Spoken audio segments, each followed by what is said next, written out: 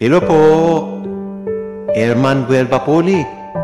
Kung mas mukhang bata ka kaysa edad mo, ang ibig sabihin ay malakas ang espiritu mo. May dala-dala kang puso na marami ng pinagdaanang bagyo sa buhay. Hindi ka naging mapait o nagtanim ng galit at sama ng loob. Tahimik kang umiyak pero nakahanap ka pa rin ng dahilan para ngumiti.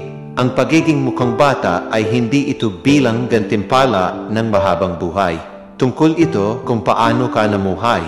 Mas pinipili mo ang mapayapa kaysa drama, ang growth kaysa sama ng loob, ang healing kaysa gumanti. Ang katawan ay nire-reflect niya ang kaluluwa. Sabi ng psychology, mababa daw ang stress level mo, kaya nagmukhang bata ka. Mataas ang emotional intelligence mo at malalim ang abilidad mo para bitiwan na ang mga bagay na wala ng silbi sa iyo. Kaya natuto kang protektahan mo ang enerhiya mo. Umaalis ng walang sama ng loob, nakikipag-usap ng may ingat po palagi. God bless po.